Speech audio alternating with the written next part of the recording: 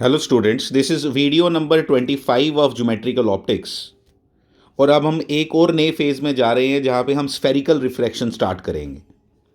हमने हमने glass slab पढ़ा, हमने प्रिज्म पढ़ा, हमने ऐसे जर्नल प्लेन रिफ्रैक्शन पढ़ी। जब हमने वो n2/n1 is equal to d' वाला फॉर्मूला पढ़ा, तो वो सब किसके केसेस थे? वो प्लेन रिफ्रैक्शन के केसेस थे। और उसके बाद अब हम क्या पढ़ने वाले हैं? Spherical refraction. क्या रिफ्रैक्शन के लॉज इस पे भी एप्लीकेबल हैं? बिल्कुल हैं। कौन सा लॉ? Snell's law. क्या इस पे भी एप्लीकेबल है? बिल्कुल एप्लीकेबल है। उसी के बेसिस पे हम कुछ फॉर्मूला डिराइव करेंगे पहले स्फेरिकल रिफ्रैक्शन के लिए। जैसे आपने स्फेरिकल मिरर के लिए डिराइव किया था, उसकी इमेज कहाँ बनती है वो हमने डिराइव किया था, जो हमने 1/v+1/u is equal to 1/f का फॉर्मूला डिराइव किया था। अब हम स्फेरिकल रिफ्रैक्शन के लिए भी देखेंगे कि किस तरह से हम प्रोसीड करते हैं। ठीक है, काफ़ी कुछ आप अब ऑप्टिक्स में सीख गए हो। इसके आगे अब हम थोड़ी सी चीज़ें बची हैं जिसके अंदर अब हम हमारे स्फेरिकल रिफ्रैक्शन और लेंसेज हमारे अंदर इसमें अब इसके कॉन्सेप्ट के अंदर आएंगे। देखो, स्फेरिकल रिफ्रैक्शन ऐसे है। ये कॉन्टिन्यूस बॉडी है। ये जो इसके मतलब यहाँ पे आपका जो रिफ्रैक्टिव इंडेक्स है वो यहाँ पे n1 है, यहाँ पे इस तरफ n2 है। टोटल n2 है, इसके आगे मतलब कोई एयर नहीं है। ये इस सारा का सारा रिफ्रैक्टिव इंडेक्स जो यहाँ पे है वो पूरा का पूरा n2 है। बनाने की ज़रूरत नहीं है, लेकिन आपको समझ आना चाहिए। ठीक है, उसके बाद यहाँ पे आपका ऑब्जेक्ट लाई कर रहा है ओ पोजीशन पे, और इसका डिस्टेंस हमेशा पोल से मेजर करेंगे, आपको सब कुछ मालूम है। सिंपली ये भी वो उसी तरह सा एक ग्लास का स्फेरिकल स्फेरिकल आपका स्फेरिकल ग्लास था जिसमें से आपने ये पीस निकाला हुआ है। जैसे हमने मिरर बनाया था, मिरर के टाइम पे हम लोग उसको एक तरफ से हम सिल्वर्ड करते थे, लेकिन यहाँ पे हम ऐसा कुछ नहीं करने वाले। ये आपका यू डिस्टेंस आ गया। ठीक है, यू डिस्टेंस आ गया। आपकी इसमें क्या हमने सीखा है कि इसके अंदर से आपने यहाँ पे जब रे फेंकोगे, जब यहाँ पे रे आपने फेंकी तो होगा क्या? ये सारी की सारी रेज पैरेक्सियल हैं। ये यहाँ पे भी अजम्पशन है हमारी। ठीक है, ये सारी की सारी रेज पैरेक्सियल हैं। अब एक समझने वाली बात ये है कि इसका सेंटर ऑफ कर्वेचर कहाँ होगा मुझे बताने की ज़रूरत नहीं होनी चाहिए। मिरर के अंदर मैंने बिल्कुल क्लियर करके रखा है आपको कि हम किस तरह से सेंटर ऑफ कर्वेचर्स की बात करते हैं। इधर एक स्फीयर कंप्लीट करेंगे, उसका जो सेंटर होगा वही सेंटर ऑफ कर्वेचर होता है। ये सेंटर ऑफ कर्वेचर आ गया यहाँ पे कहीं। ठीक है, सेंटर ऑफ कर्वेचर की इंपॉर्टेंस क्या है यहाँ पे? सबसे बड़ी इंपॉर्टेंस ये है कि यार मुझे तो इसी से तो मुझे नॉर्मल पता चलेगा। तो इसका जो नॉर्मल आया वो ये आया।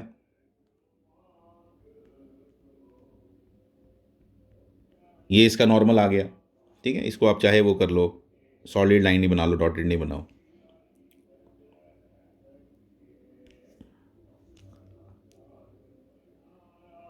देखो ये बन गया, ये आपका नॉर्मल है। This is a normal. अब क्योंकि इंसिडेंट रे आपने फेंकी थी तो आपको अब एंगल ऑफ इंसिडेंस भी तो चाहिए था। तो एंगल ऑफ इंसिडेंस कैसे मिलेगा? नॉर्मल से। नॉर्मल कैसे मिलता है स्फेरिकल चीज़ों में? उसके उसके सेंटर ऑफ कर्वेचर से लाइन ड्रॉ करो उस पॉइंट के ऊपर जहाँ पे वो इंसिडेंट रे गिरी है। जैसे यहाँ पे गिरी है तो यहाँ पे इसको और सी को ज्वाइन करोगे तो this is a normal at this point.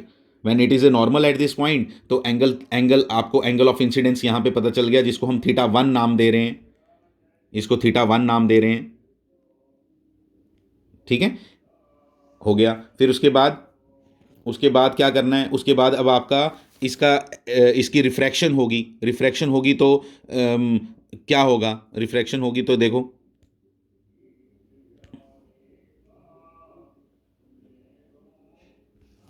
Refractive index के अकॉर्डिंग यहाँ पे एक एंगल θ2 बनेगा, जो मुझे स्नेल्स लॉ एग्जैक्टली बता देगा कि इसकी वैल्यू कितनी होगी। θ2 इसको लिख देते हैं। ठीक है, θ2 लिख दो। θ2 लिखने के बाद हम क्या करेंगे? कुछ और एंगल्स भी मार्क करेंगे और कुछ अजम्पशंस के ऊपर बात करेंगे। क्या? पहली चीज़ ये कि ये इस एंगल को क्या बोलो? इस एंगल को बोलो अल्फ़ा, इस एंगल को बोलो बीटा, और इस एंगल को बोलेंगे गामा। ठीक है, गामा।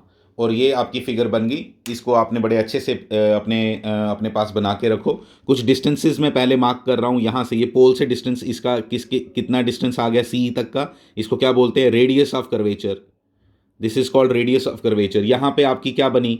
इमेज बनी आई। इसको क्या बोलेंगे? आई इमेज जो बनी है। कहाँ से डिस्टेंस मेजर करना है? फिर से पोल से। कितना डिस्टेंस हो गया इस पोल से? इसका ये कितना डिस्टेंस हो गया? This is called this is called V से रिप्रेजेंट करते हैं। और क्या पता है हमें, ये जो एंगल ऑफ जो आपकी रे जिस साइड पे जाती है उसी साइड की उस डायरेक्शन में जब हम चलेंगे, जिस साइड से रे आई है उस रेट से उसी डायरेक्शन में चलो, तो उस डायरेक्शन को क्या मानेंगे, पॉजिटिव डायरेक्शन। वो हमने मार्क करके रख लिया ऊपर की भाई इस डायरेक्शन को हम पॉजिटिव लेने वाले हैं। हर एक डायरेक्शन मेजर कहाँ से करेंगे, पोल से। ये सब बातें हम कर रहे हैं। ये हमारी फिगर बन गई। इसके बेसिस पे अब हम कुछ चीज़ें देखेंगे, अच्छे से देखना। इसमें सबसे पहली चीज़ देखो कि इन ट्राइंगल, मैं ट्राइंगल पता कौन सी ले रहा हूँ, इस एक नहीं एक चीज़ हम कर लेते हैं, पहले एक चीज़ कर लेते हैं। यहाँ पे देखो, इस पॉइंट को मैं नाम दे रहा हूँ एम। क्या नाम दे रहा हूँ, एम। ध्यान देना, इस ये जो पॉइंट है ऊपर, हाँ? फिर ये आपका पी है, पोल। और यहाँ से एक लाइन अगर मैं ड्रॉ करूँ नीचे की तरफ परपेंडिकुलर, ये इसको क्या बोलूंगा, एन। अब रेज सारी पैरेक्सियल हैं, इसलिए जो एन पी है ना वो लगभग जीरो है। इसलिए एन और पी मैं ये मान सकता हूं कि बिल्कुल एक ही जगह है। ठीक है, क्या मान सकता हूं कि एन और पी जो हैं वो एक ही जगह है। ये आपने इसमें ये अजम्पशन माननी है। रेज सारी पैरेक्सियल हैं, रेज पैरेक्सियल होने की वजह से थीटा वन छोटा है। थीटा वन छोटा है तो थीटा टू भी छोटा है। थीटा टू छोटा है और बाकी जितने एंगल्स आपको यहां दिखाई दे रहे हैं, अल्फा बीटा गामा, ये सब छोटे एंगल्स हैं। और छोटे एंगल्स के केस में आपको मालूम है क्या होता है रूल ये होता है कि sine alpha is equal to sine theta is equal to theta होता है, tan theta is equal to theta होता है और cos theta equal to one होता है। ये रूल हमने याद रख लेना है। रेज यहाँ पे ये सारे एंगल्स जो हैं ये छोटे हैं, और छोटे एंगल्स की वजह से हम कभी भी ये वाले रूल्स बीच में यूज़ कर सकते हैं इन अजम्पशंस को कवर करने के लिए और अपनी डेरिवेशन को सिंपल करने के लिए। अब यहाँ से हमारा ये सब आ गया। अब मैं यहाँ पे लिख रहा हूँ इन ट्राइंगल, दो ट्राइंगल्स ले रहा हूँ, मैं बोल रहा हूँ, आप अपनी कॉपी पे लिखना। In triangle O M C, ठीक है, ओ एम सी ट्राइंगल में theta one is a exterior angle, theta one is a exterior angle, therefore theta one is equal to होगा अल्फा प्लस बीटा। आप अच्छे से paper में लिख के अपनी कॉपी पे लिख के रखो। ठीक है, क्या बोला मैंने, इन ट्राइंगल ओ एम सी, पहले ट्राइंगल मैंने ओ एम सी ली जिसमें लिखा theta one is equal to alpha plus beta. और उसी तरह से फिर इन ट्राइंगल कौन सी ट्राइंगल लें अब, हाँ, इन ट्राइंगल आई एम सी। ठीक है, आई एम सी आपको दिख रही है, आई एम सी ट्राइंगल देखो, उसमें beta is the exterior angle, इसलिए बीटा इज द, इसको नंबर वन लिख दो।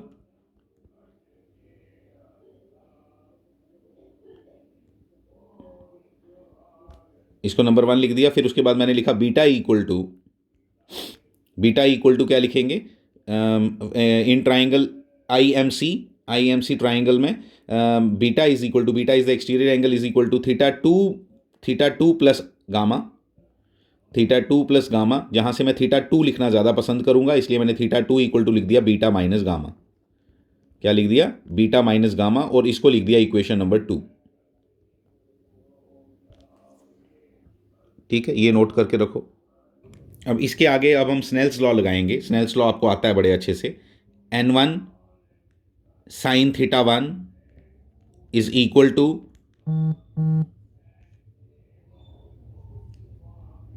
n1 sine theta one is equal to n2 sine theta two. ठीक है, यहां से मैं लिख सकता हूं as angles are very small, n1 theta one is equal to n2 theta two. ठीक है, n1 और थीटा वन थीटा टू की वैल्यूज आप निकाल के लाए हो, तो इसलिए क्या बनेगा, n1 alpha plus gamma, n1 alpha plus gamma, alpha plus beta है, sorry, alpha plus beta is equal to n2 beta minus gamma. बिल्कुल बन गया आपका ये, इसको लिख के रखो। इसका नेक्स्ट स्टेप भी देखो। इसका नेक्स्ट स्टेप आएगा n1 alpha plus n2 beta, n1 alpha plus n2 gamma, वहां से राइट हैंड साइड से हमने लेफ्ट हैंड साइड पे लाया, तो क्या बन गया, n1 alpha plus n2 gamma is equal to, ध्यान से, is equal to n2 minus n1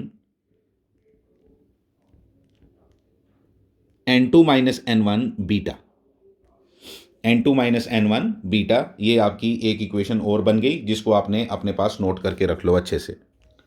अब हमें डायग्राम की इतनी ज़रूरत नहीं है, इसलिए मैंने इरेज कर दी।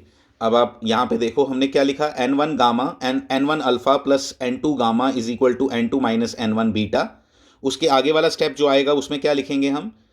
अब हमें मालूम है कि एंगल्स आर वेरी स्मॉल, अगर मैं अल्फ़ा की जगह tan अल्फ़ा भी लिख दूं तो कोई प्रॉब्लम नहीं आएगी, तो इसलिए मैंने क्या लिख दिया, n1 tan अल्फ़ा, अल्फ़ा की जगह क्या लिख दिया, tan अल्फ़ा, प्लस n2, क्योंकि हमें मालूम है tan alpha is equal to alpha होगा because angles are very small, ठीक है, तो n2 tan gamma is equal to n2 minus n1, n2 minus n1 beta, ठीक है, ये आपकी इक्वेशन बन गई, tan beta, sorry tan beta, tan beta, ठीक है। उसके बाद अब आप फिगर पे जरा ध्यान दोगे प्लीज, अच्छे से अपनी फिगर पे देखोगे, क्या क्या दिखाई दे रहा है आपको? tan अल्फा किसके बराबर होगा? tan alpha perpendicular upon base, ठीक है, परपेंडिकुलर अपॉन बेस, तो क्या बना, n1 परपेंडिकुलर क्या नजर आ रहा है tan अल्फा के सामने वाली साइड, mn अपॉन बेस क्या है, base is O N, base is O N, फिर n2 tan गामा देखो ध्यान से, tan गामा में आप देखो, tan गामा जब ले रहे हो तो ट्राइंगल देखो कौन सी लोगे आप, एम एन आई लोगे, एम एन आई, पहले आपने कौन सी ली, एम एन ओ, अब कौन सी लोगे, एम एन आई, क्योंकि आप tan निकालना चाहते हो, तो tan ऑब्वियसली राइट ट्राइंगल चाहिए, तो राइट ट्राइंगल तो यही बन रही है यहाँ पे, और कोई ट्राइंगल तो राइट है नहीं अल्फा गामा के लिए, तो गामा के सामने वाली साइड क्या है, एम एन, और डिवाइडेड बाय क्या नजर आ रहा है, एम एन के divided by N I, equal to n2 minus n1 tan beta देखो mn upon N C, mn upon N C, तो जब ये लिखा आपने, आपको मैंने अभी बताया कि जो जो n और p हैं वो कॉन्साइड कर रहे हैं, इसलिए आप कहीं पे भी n की जगह क्या लिख सकते हो, आप कहीं पे भी n की जगह क्या लिख सकते हो, n की जगह आप p लिख सकते हो, तो इसलिए मैं क्या लिखूंगा, n1 mn आपको सब जगह कैंसिल होता नजर आ रहा है, ठीक है, तो कैंसिल होता नजर आ रहा है तो काट ही दो, तो वन अपॉन लिख दो, वन अपॉन पी एन नहीं पी ओ, एन और पी कौन साइड कर रहे हैं, पी ओ, एन की जगह पी लिख सकते हैं, ओ पी लिख दो, पी ओ लिख दो, एक ही बात है, plus n2 one upon P I equal to n2 minus n1 one upon P C, ये पूरी डेरिवेशन आपकी हो गई। उसके बाद हो गया खत्म, क्योंकि सारे सारे क्यों करते हैं ऐसे, इसलिए कर रहे हैं कि डिस्टेंसेस हमने पोल से लेने हैं, लेकिन पोल वाली जो है वो थोड़ी कर्व्ड है, इसलिए वो नज़र नहीं आता है वहाँ पे, इसलिए हम उसको उस ट्राइंगल को जो ट्राइंगल हमने ली उसमें तो एम एन ही आएगा, लेकिन बाद में हम बोलते हैं कि पैरेक्सियल लेयर्स होने की वजह से जो पी एन और एन है वो बहुत पास होंगे। अब देखो इसके आगे क्या आएगा, जब मैंने पी ओ लिखा ना, पी ओ क्या है, इमेज डिस्टेंस, तो इमेज डिस्टेंस तो क्या लिखेंगे, इमेज डिस्टेंस आपको बताओ, मेरे को सामने सामने नज़र आ रहा है कि वो क्या होगा, n1, आप पहले n2 लिख लो, ठीक है, n2 में लिख रहा हूं पहले, n2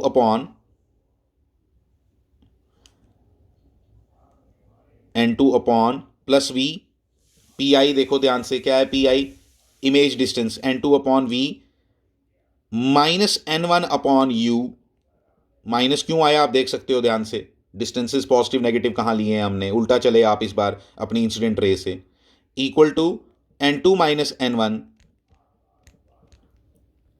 वन अपॉन आर, ये भी प्लस आएगा, देखो आर प्लस है, कोई याद मत करो किसी भी चीज़ में, कोई भी चीज़, ठीक है, ये कन्वेक्स रिफ्रैक्शन है, कन्वेक्स था आपका, ये लेंस नहीं बोलना इसको, ना मिरर बोलना ना लेंस बोलना, लेंस नहीं है ये, ठीक है, तो इसलिए ये आगे आपका ये फॉर्मूला बन गया आपका। और मैं आपको बता दूं, अगर आप साइन कन्वेंशंस फॉलो करोगे तो कन्वेक्स हो, कनकेव हो, रियल ऑब्जेक्ट हो, वर्चुअल ऑब्जेक्ट हो, कुछ भी हो, उस सब के लिए ये फॉर्मूला चल जाएगा, ये वाला बिल्कुल यूनिवर्सल फॉर्मूला आपका डिराइव हो चुका है, इसको आप बड़े अच्छे से अपने पास याद कर लो और नोट कर लो, और इसको हम यूज़ करके कोई भी क्वेश्चंस हम कर सकते हैं, चाहे वो कन्वेक्स के हों, कनकेव के हों, वर्चुअल इमेज के हों, रियल इमेज के हों, वर्चुअल ऑब्जेक्ट के हों, रियल ऑब्जेक्ट के हों, कुछ भी हों, हमने किए भी हैं मिरर के केस में, आपने देखा था वहाँ पे भी कैसे यूनिवर्सली वो फार्मूला चलता है हमारा, अगर हम साइन कन्वेंशंस को फॉलो करें, तो साइन कन्वेंशंस तो आपको बड़े अच्छे से पहले से पता है, ठीक है, सेम साइन कन्वेंशंस हैं, कोई रूल चेंज नहीं हुआ है, ठीक है, वहाँ पे टक्कर खा के रे रिफ्लेक्ट करती थी, यहाँ पे रिफ्रैक्ट करती है, तो बस इतना ध्यान रखना है आपने, तो ये वाला फार्मूला आप नोट करके रख लो अच्छे से अपने पास। तो यहाँ पे आपका ये क्वेश्चन है, ठीक है, यहाँ पे एक और चीज़ मैंने आपको दी नहीं, वो भी मैंने नोट कर लेता हूँ, यहाँ पे आपका आर नहीं दिया मैंने यहाँ, radius of curvature has to be given of this spherical R equal to, ये 1 और 1.5 है, ठीक है, 1 और 1.5 है। यहाँ पे इस आर की वैल्यू है 10 सेंटीमीटर ले लो, 10 सेंटीमीटर, ठीक है। और इसके बेसिस पे अब हमने v की वैल्यू कैलकुलेट करके देनी है, कोई मुश्किल बात नहीं है। फॉर्मूला आपका वही है जो मैंने आपको अभी बताया, क्या खुद करोगे आप सब ये चीज़ें, ठीक है, खुद करोगे। 1/v, नहीं n1 सॉरी, अच्छा n2 क्या होता है और n1 क्या होता है? n2 होता है जहाँ रे जाएगी, और n1 क्या होता है जहाँ से रे आएगी, ठीक है। n1 क्या है? जहाँ से रे आएगी। तो n1 यहाँ पे रे कहाँ से आएगी? इस ऑब्जेक्ट से। हर बार रे ऑब्जेक्ट से नहीं ना आती, मैं बताऊंगा ना आपको कब। वर्चुअल के केस में सब काम खराब हो जाता है। तो यहाँ से रे यहाँ से आएगी, यहाँ से रे आएगी, तो इसलिए ये क्या बन गया? ये आपका n1 क्या बन गया? n1 बन गया 1, ठीक है। तो इसलिए 1.5/v -1/30 -1/30 इक्वल टू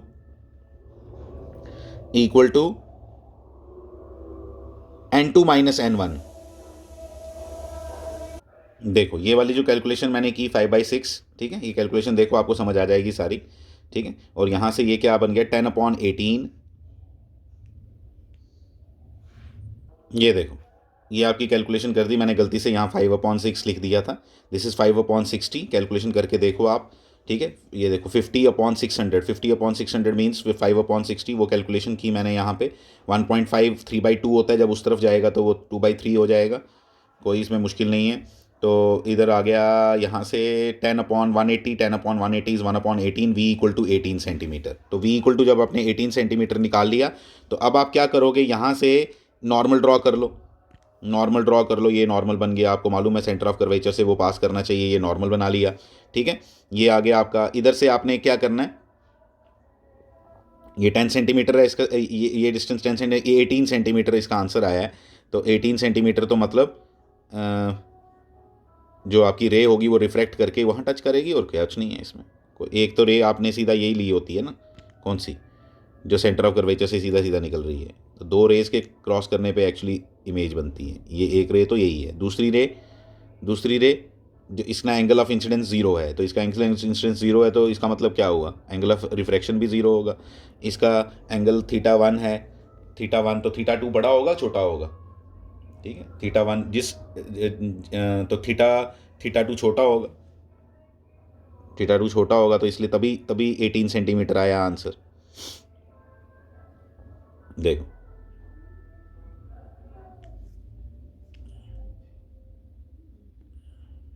ठीक है, 18 सेंटीमीटर इसका आंसर आ गया। ये आपका आई है, सब निकाल दिया। कोई रे डायग्राम कोई इंपॉर्टेंट नहीं है, आपको थोड़ा सा अंडरस्टैंडिंग के लिए मैं बना रहा हूँ, बाकी कोई ज़रूरत नहीं, रे डायग्राम की कोई नीड नहीं है यहाँ। अब इस क्वेश्चन के अंदर इस तरह से दिया हुआ है कि आपकी रेज जो है वो ऐसे गिर रही हैं। देखो समझो, यहाँ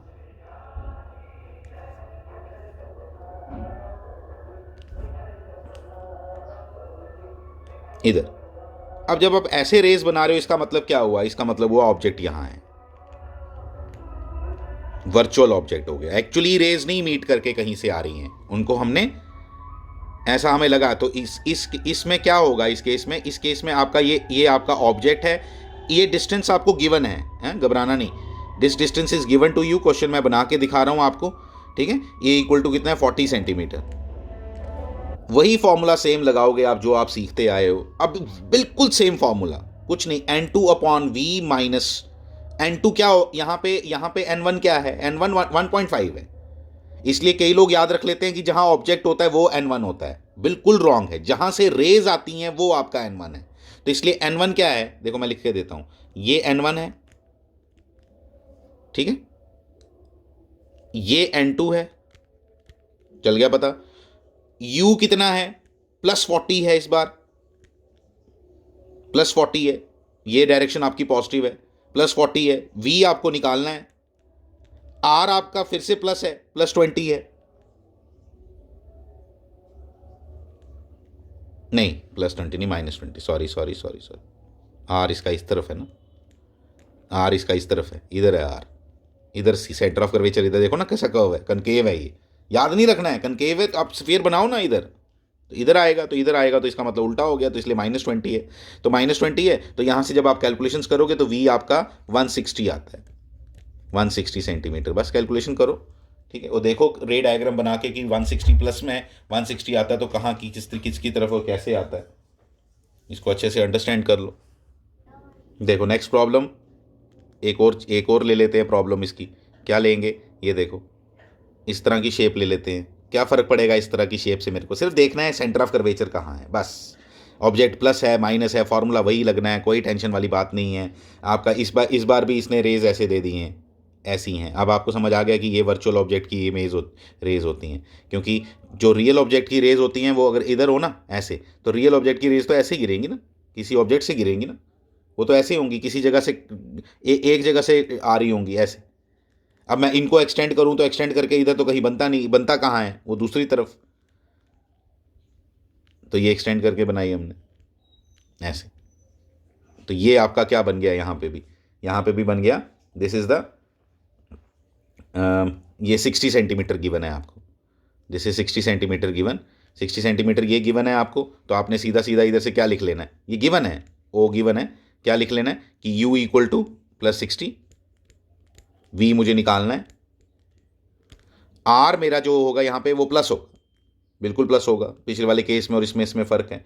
20 गिवन है, गिवन होता है वो, 20 सेंटीमीटर गिवन है, ठीक है। यहाँ से आप इसकी वैल्यू निकाल लो, वी की वैल्यू आती है 80 सेंटीमीटर। चेक कर लो आप क्या आती है क्या नहीं, ठीक है।